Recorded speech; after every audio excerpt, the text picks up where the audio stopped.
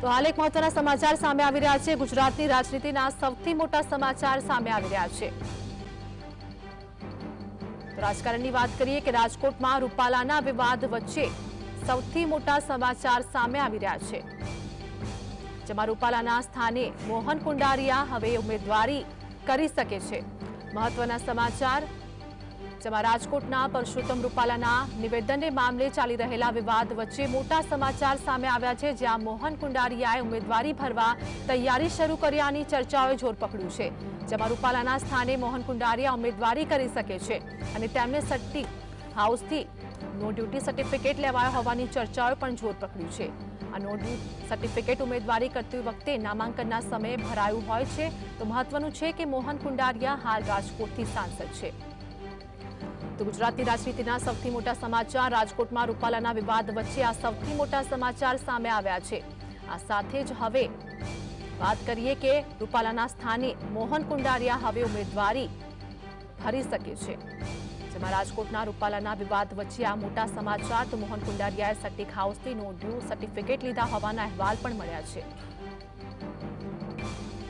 તો આજ મુદ્દે અમારી સાથે અમારા સહયોગી અનિલ લાઈવ જોડાઈ ગયા છે। અનિલ, જે પ્રમાણે વાત કરવામાં આવે કે રાજનીતિના સૌથી મોટા સમાચાર, હવે રૂપાલાને હટાવીને જે પ્રમાણે રાજકોટની અંદર હવે નવા ઉમેદવારને સ્થાન આપવામાં આવશે તેવું જોવા મળી રહ્યું છે, શું વધુ અપડેટ? ખાસ કરીને આ વાત એટલા માટે જોર પકડી રહી છે આરતી, કારણ બે ત્રણ વસ્તુઓ છે। એક વસ્તુ એ કે ગાંધીનગર જે સર્કિટ હાઉસ છે, જ્યાં તેઓ ઘણી વખત રોકાતા હોય છે, ત્યાંથી એક નો ડ્યુ સર્ટિફિકેટ લેવામાં આવ્યું છે।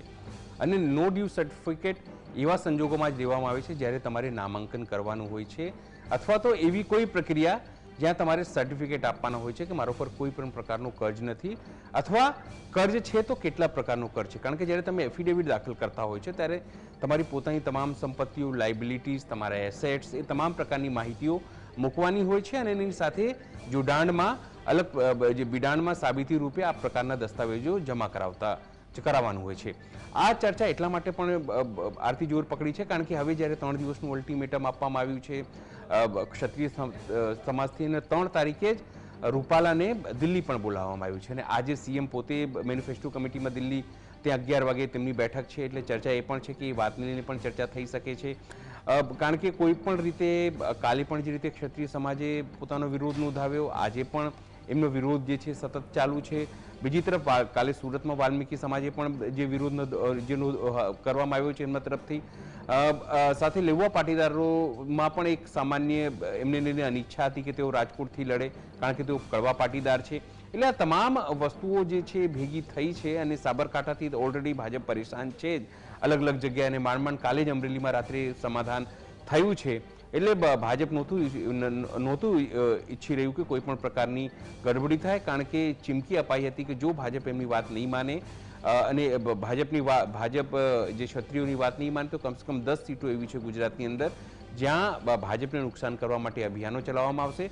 દ્વારકા જેવા જિલ્લાઓમાં તો હવે સોસાયટીઓમાં, જે દરબારોની સોસાયટીઓ છે ત્યાં બોર્ડ લાગવા માંડ્યા છે કે જ્યાર સુધી રૂપાલાની હટાવવામાં નહીં ત્યાર સુધી તેમને પ્રચાર કરવાના હોય। એટલે આ તમામ વસ્તુઓ જે છે એ હવે ચર્ચાઓ જોર પકડ્યું છે, અને આજે જે રીતે મોહન કુંડારિયાએ આ તમામ વસ્તુઓ કરી છે એનાથી જોર પકડી રહ્યું છે। જો કદાચ એમને હટાવવામાં આવે તો ભાજપ પોતાનો વિકલ્પ સ્વરૂપે મોહન કુંડારિયાને ફરીથી ત્યાંથી ઉમેદવારી તરીકે જે ફરીથી લડાવી શકે છે। એટલા માટે આ તમામ પ્રકારની ચર્ચાઓ અત્યારે થઈ રહી છે। જનીલ, અમારી સાથે જોડાવા બદલ, સમગ્ર માહિતી બદલ આપ